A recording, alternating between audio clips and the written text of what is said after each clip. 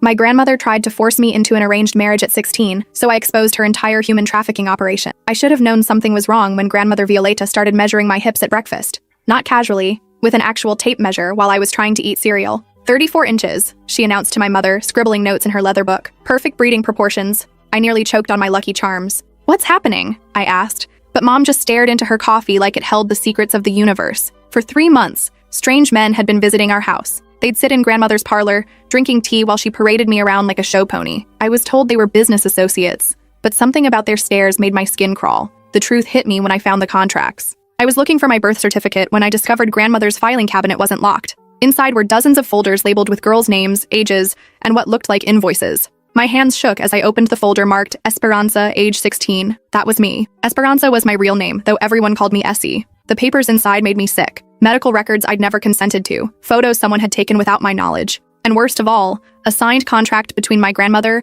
and someone named Dmitry Kozlov for $45,000. I was being sold. The medical records were horrifying. They detailed everything. Confirmation I was still a virgin, fertility assessments, even dental records. At the bottom, in grandmother's handwriting, delivery date, March 15th, payment upon receipt. March 15th was next week. That night, I pretended to have food poisoning and stayed in my room, photographing every document. There were 17 other girls' files. Some I recognized from school. Others were unfamiliar, with notes like deliver to client or payment complete. One file made me physically vomit. A girl named Luna, only 14, with a bright red deceased stamp across her photo. I had stumbled onto something much bigger than an arranged marriage. The next morning, grandmother announced my wedding to the family. Essie will be moving to Eastern Europe next week, she said over pancakes, as casually as discussing the weather. She's marrying a successful businessman who will provide well for her. My father looked confused. Since when? Since it was decided, grandmother cut him off with a look that could freeze hell. I excused myself and called my cousin Ricardo, who was studying criminal justice. When I sent him the photos, his response was immediate.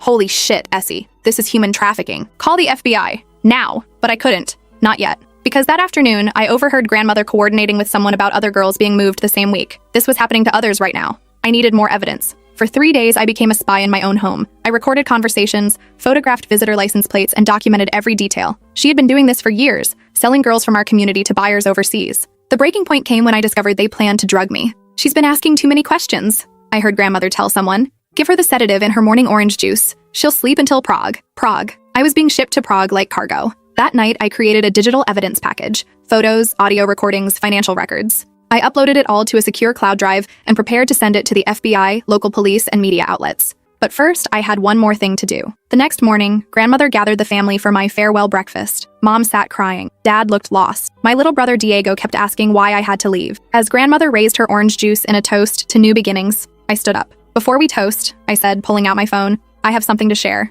I hit play on the recording of her discussing my sale price. The room went dead silent. You sick bitch, my father whispered, finally understanding. Grandmother lunged for my phone, but I was faster. I'd already hit send on 18 different emails. Too late, I said. The FBI should be here any minute. And that's when she told me something that made my blood run cold. You stupid girl, she hissed. You have no idea how deep this goes. Your precious family is already on the list. Your mother agreed to this. Your father signed the papers. I turned to look at my parents. Mom wouldn't meet my eyes. Dad's face had gone white as fresh snow. What is she talking about? I demanded, my voice cracking like brittle glass. The silence stretched until my mother finally broke, her words coming out in broken sobs. We owed them money, she whispered, her hands shaking around her coffee cup. Gambling debts. Your father's gambling debts. They said this was the only way to make it right. My father stood up abruptly, knocking over his chair with a crash that echoed through our small dining room. Violeta said it was just an arranged marriage, he said desperately, his voice rising to almost a shout. Rich husband, good life in Europe. She never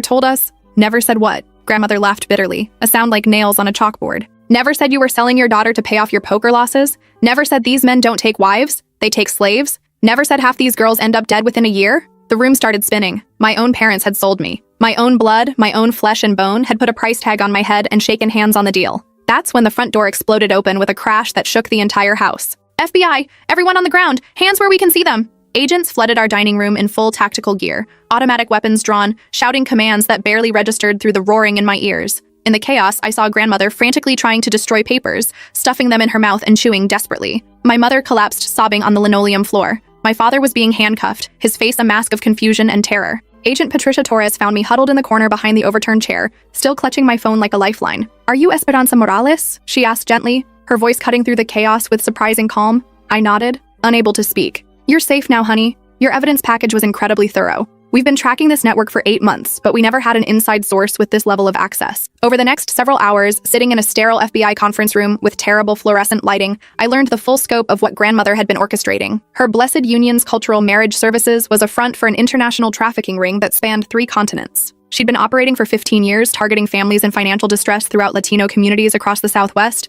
and convincing them to marry off their daughters for debt forgiveness and promises of prosperity. The girls were never seen again. Luna, the 14-year-old whose file I'd found with the red deceased stamp, had died trying to escape a brothel in Moldova after being beaten so severely she suffered internal bleeding. 17 other girls had simply vanished into the network, their families receiving occasional fake letters and photos to maintain the illusion they were living happy, married lives. Your grandmother was what we call a Tier 1 recruiter, Agent Torres explained, sliding a thick folder across the metal table. She identified vulnerable families, built trust within communities through church connections and cultural organizations, then exploited desperate financial situations to convince parents they were doing what was best for their daughters. The financial records I'd photographed revealed transactions totaling over $1, $2 million across multiple years, with individual sales ranging from $25,000 for younger girls to $65,000 for older teenagers with specific physical characteristics buyers had requested. Agent Torres opened the folder to reveal surveillance photos I'd never seen before. Pictures of grandmother meeting with men in expensive suits at upscale restaurants, exchanging briefcases in hotel parking lots, even boarding private jets with young girls who looked terrified and confused. We've been building this case since 2019, she continued. But trafficking networks are like icebergs. We could only see the tip. Your evidence gave us the entire underwater structure. During questioning, more family secrets emerged that made my stomach turn. My parents had been in debt for $47,000 from Dad's gambling addiction that had spiraled out of control over 3 years. What started as occasional poker games had escalated to daily casino visits, online betting, and eventually desperate loans from increasingly dangerous people. Grandmother had offered to clear the entire debt in exchange for me, presenting herself as a savior, offering a solution that would benefit everyone involved. She had photographs, my mother sobbed during her interrogation, her mascara creating black rivers down her cheeks. Pictures of other girls who'd married through her service. Beautiful houses, expensive clothes, jewelry. She said Essie would live like a princess in Europe, that these men specifically wanted American wives they could spoil and pamper. But the medical exams grandmother had secretly arranged through her network told a completely different story. The buyers weren't looking for wives to spoil. They were purchasing young, healthy girls for exploitation in various forms of forced labor, including prostitution, domestic servitude, and in some cases organ harvesting. Did you know about the other girls in your community who had gone missing? Agent Torres asked my parents during their second day of questioning. My mother broke down completely, her entire body shaking with sobs that sounded like they were being torn from her soul. We suspected something was wrong when the Ramirez girl went missing last year, she confessed. Rosa was only 15 when she left for her wedding in Romania. Her mother kept asking Violeta for more contact information, saying the letters Rosa was sending didn't sound like her voice. But Violeta always had explanations: cultural adjustment, learning a new language, being busy with her new wealthy lifestyle. The letters were fake. Rosa Ramirez had been killed 6 months after her wedding while trying to escape a trafficking compound in Bucharest. Her body was never recovered. Agent Torres slid another photograph across the table, a surveillance image from Romanian police showing a young girl who looked like Rosa being forced into a van outside a train station. This was taken 2 days before she died, Agent Torres said quietly. She'd managed to escape the compound and made it almost to the embassy before they caught her. My father, sitting in his orange jail jumpsuit, stared at the photo with haunted eyes. How many? He whispered. How many girls did we help kill by staying silent? 46. Agent Torres replied without hesitation. That's how many girls your mother-in-law trafficked during her 15-year operation. Esperanza would have been number 47. 3 days later, the coordinated raids began. Using my evidence and testimony, along with months of FBI surveillance, agents simultaneously struck 12 locations across 4 states. The operation involved over 200 federal agents, local police officers, and international law enforcement partners. They arrested grandmother at 6 a.m. while she was trying to flee to Mexico with 3 suitcases full of cash and fake identification documents. She fought like a wildcat, scratching one agent's face and biting another before they could get the handcuffs on her. Dmitry Kozlov, who was actually Viktor Petrov, a convicted trafficker who'd been on Interpol's most wanted list for 7 years, was arrested at a luxury hotel in Phoenix where he'd been waiting for my delivery. When agents broke down his door, they found him with detailed plans for transporting 4 girls to various international destinations that same week. The safe house where I was supposed to be taken was raided simultaneously by a joint task force. Located in a nondescript warehouse on the outskirts of Tucson, it had been set up to look like a legitimate shipping business from the outside. Inside, they found 4 other girls. Carmen Vasquez, 17, from El Paso, had been held there for 3 weeks. She'd lost 30 pounds and had visible track marks on her arms from sedatives they'd been using to keep her compliant. Sofia Mendoza, 15, from San Antonio, had been there for 10 days. Her marriage to a businessman in Ukraine had been scheduled for the following week. Isabella Rodriguez, 16, from Phoenix, had arrived just 2 days before the raid. She was still fighting them, still had fire in her eyes, still believed someone would come looking for her. And Arya Chen, 14, the youngest, who'd been trafficked from Los Angeles after her family was convinced she was being adopted by a wealthy American couple who wanted to give her educational opportunities they couldn't afford. All 4 girls were rescued alive, though the psychological trauma would take years to heal. The media coverage was intense and unrelenting. Local news stations called it the largest human trafficking bust in state history. National outlets picked up the story when they learned a 16-year-old girl had single-handedly exposed an international trafficking network by documenting her own attempted sale. CNN interviewed me via satellite from the FBI safe house where I was staying. "What made you realize you had to document everything instead of just running away?" Anderson Cooper asked. "I found Luna's file," I said, my voice barely above a whisper. "She was 14 when they killed her. I kept thinking about all the other Lunas who might be saved if someone could prove what was really happening. I couldn't live with myself if I escaped, but left the door open for them to keep destroying lives. But the aftermath wasn't what I expected. My family didn't just fall apart. It disintegrated completely, like a house of cards in a hurricane. Dad was charged as an accessory to human trafficking, but got a plea deal for cooperating fully with prosecutors and providing detailed information about grandmother's operation. He received 5 years in federal prison, but would serve only 18 months with good behavior and continued cooperation. Mom was charged with child endangerment and conspiracy, but avoided prison time by agreeing to 3 years of supervised probation and 500 hours of community service with anti-trafficking organizations. Diego, my 12-year-old brother, went to live with our Aunt Carmen in Denver. He was too young to understand the full scope of what had happened, but old enough to know our family had been destroyed by choices the adults made. The first time I saw him after the arrests, he wouldn't look at me. "Why did you have to tell?" he asked quietly, his small hands twisted together in his lap. "Now everyone at school knows what our family did. Now I don't have a mom or dad anymore." It broke my heart into pieces so small I wasn't sure they could ever be put back together. I testified against grandmother at her trial, which lasted 6 weeks and made national headlines daily. She showed no remorse whatsoever, even when faced with 17 counts of human trafficking, 6 counts of conspiracy to commit murder, and dozens of other federal charges connected to girls who died in the network. Her defense attorney tried to paint her as a victim of circumstance, a woman who'd grown up in poverty and abuse who was simply trying to help families escape similar situations. But when the prosecutor asked her directly about Luna, about Rosa, about the other girls whose deaths were directly connected to her trafficking operation, she showed her true nature. "These girls had better lives than what they were leaving," she said coldly, her voice carrying the same tone she'd used when discussing my hip measurements. "I gave them opportunities they never would have had otherwise. If some of them were too weak to adapt to their new circumstances, that's not my responsibility." The courtroom was dead silent. Even her own attorney looked sick. The judge, a stern woman in her 60s who'd been handling trafficking cases for over 20 years, leaned forward with an expression of barely controlled disgust. "Ma'am, you facilitated the sale, rape, torture, and murder of dozens of children for profit. You destroyed families, traumatized communities, and showed absolutely no regard for human life. This court finds you to be a dangerous predator who poses an ongoing threat to society." She sentenced grandmother to life without the possibility of parole, plus 300 additional years to run consecutively. As they led her away in shackles, grandmother turned to look directly at me in the witness gallery. Her eyes were filled with pure hatred, but also something else: fear. For the first time in my life, the woman who had terrified me since childhood looked small and powerless. During the trial, I learned even more disturbing details about the scope of the operation. Grandmother had been abused and sold herself as a young girl in Mexico, trafficked across the border at age 13 by men who promised her family she'd find work as a maid for wealthy Americans. Instead, she spent 3 years in forced prostitution before escaping during a police raid in El Paso. Rather than breaking the cycle of abuse, she'd decided to profit from it, convincing herself that she was giving girls opportunities while building a network that generated millions in revenue. "Trauma doesn't excuse evil," Agent Torres told me after the sentencing. "Some people who experience horrific abuse dedicate their lives to protecting others from the same fate. Others become predators themselves, perpetuating the cycle because they've learned to see exploitation as normal." The psychological evaluation conducted by federal experts revealed that grandmother had been operating similar trafficking networks in New Mexico, Texas, and California over the past 20 years. I was number 46 on her master list of trafficked girls. 6 months after the trial ended, I was invited to testify before Congress about gaps in human trafficking prevention and prosecution. Standing at that podium in the House of Representatives, looking out at dozens of lawmakers who had the power to change systems, I thought about Luna, about Rosa, about all the girls whose names I'd never learn. "The average age of entry into trafficking in the United States is 12 to 14 years old, I told them, reading from testimony I'd prepared with help from victim advocates. "These aren't strangers snatching children off the street. 83% of trafficking victims are trafficked by people they know and trust: family members, family friends, romantic partners, and community leaders." The Esperanza Act was passed unanimously 4 months later. It requires extensive background checks for international marriage brokers, creates stronger federal penalties for family members who knowingly participate in trafficking, establishes mandatory training for school counselors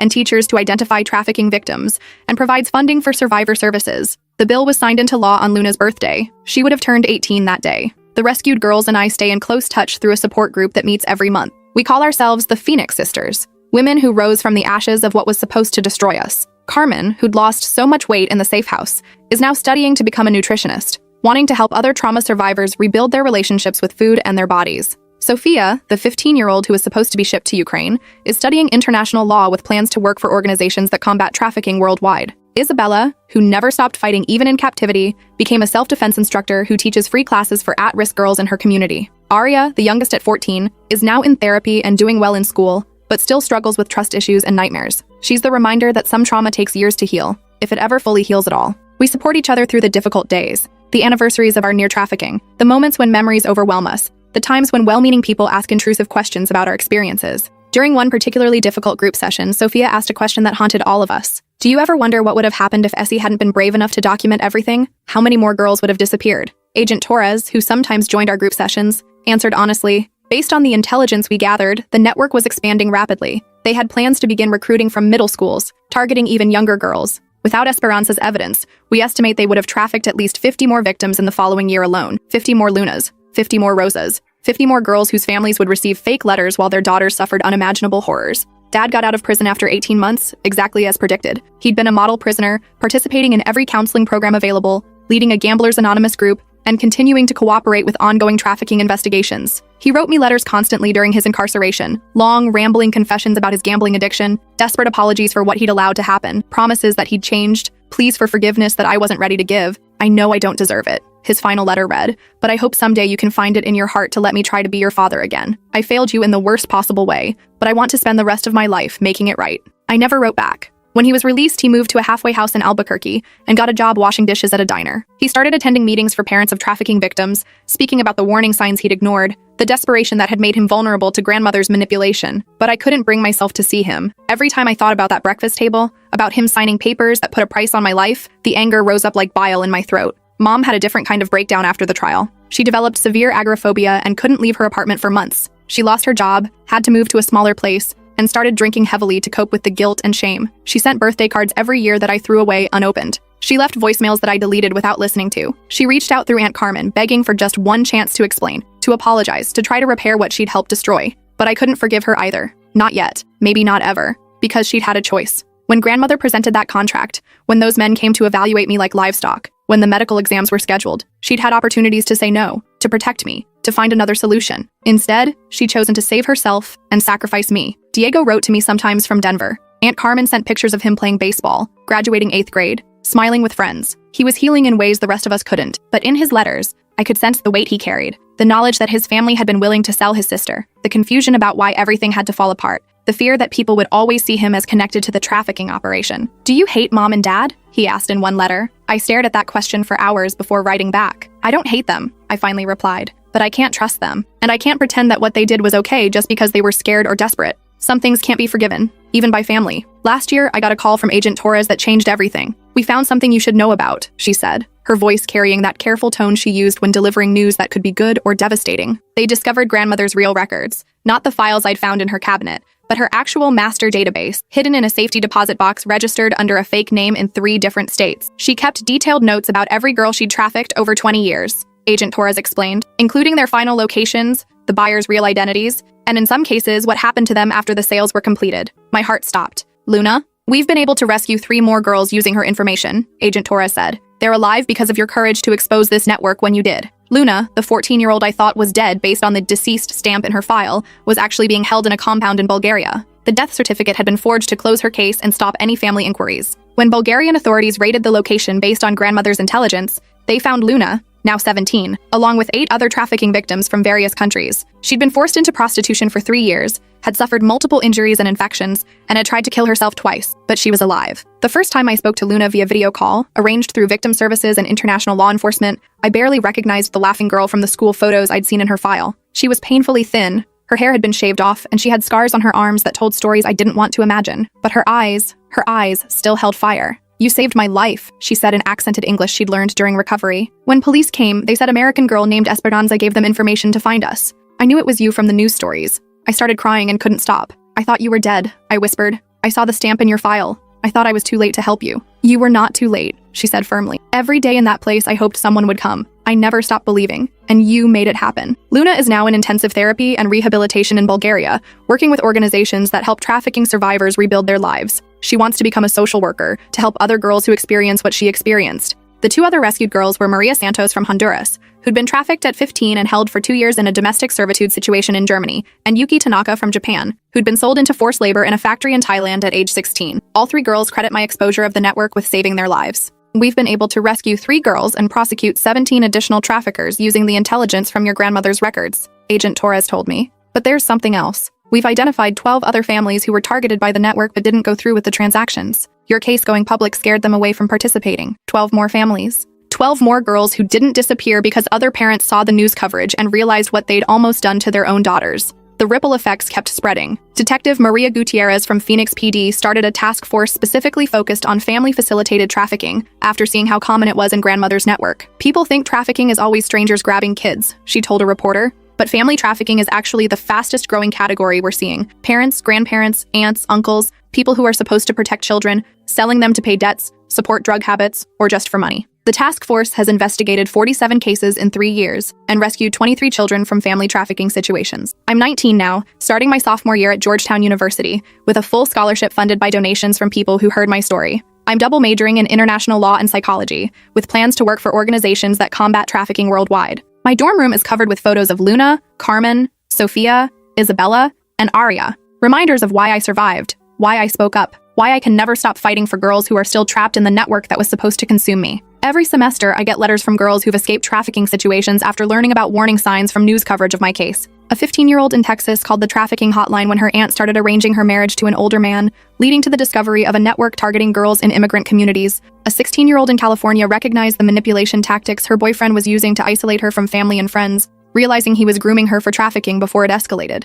A 14-year-old in Florida told her school counselor when her stepfather started talking about introducing her to business opportunities with his friends, preventing what investigators later determined would have been a sale into domestic servitude. These are the victories that keep me going when the nightmares come. When I wake up in cold sweats thinking about what would have happened if I hadn't found those files, if I hadn't been brave enough to document everything, if I just tried to run instead of fighting back. Last month, I received a letter that made me realize how far the consequences of my choice had reached. Dr. Patricia Morrison, a researcher at Johns Hopkins who studies family trafficking patterns, wrote to tell me that my case had become a cornerstone study in her field. "The documentation you gathered and the courage you showed in exposing your own family's participation has fundamentally changed how we understand and combat trafficking," she wrote. "Your case is taught in criminal justice programs, social work schools, and law enforcement academies across the country. The Esperanza Protocol is now standard procedure when investigating suspected trafficking cases, looking for family involvement, documenting financial motivations, and understanding how traffickers manipulate cultural expectations and economic desperation to convince families to participate in selling their children." But the letter that affected me most came from an unexpected source.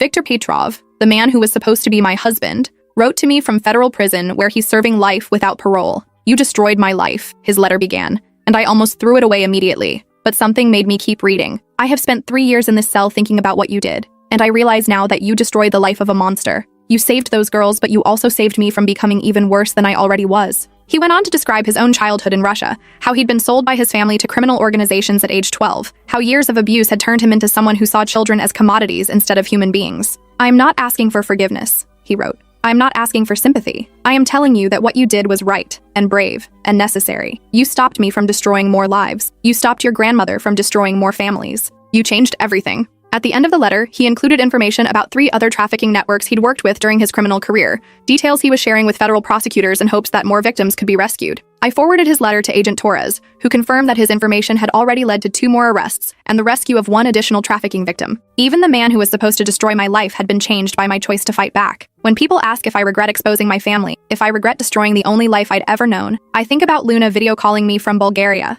to show me the painting she'd finished in art therapy. I think about Carmen teaching a self-defense class to middle school girls, empowering them to protect themselves. I think about Sophia interning with an international human rights organization, using her experience to help draft policies that protect trafficking victims.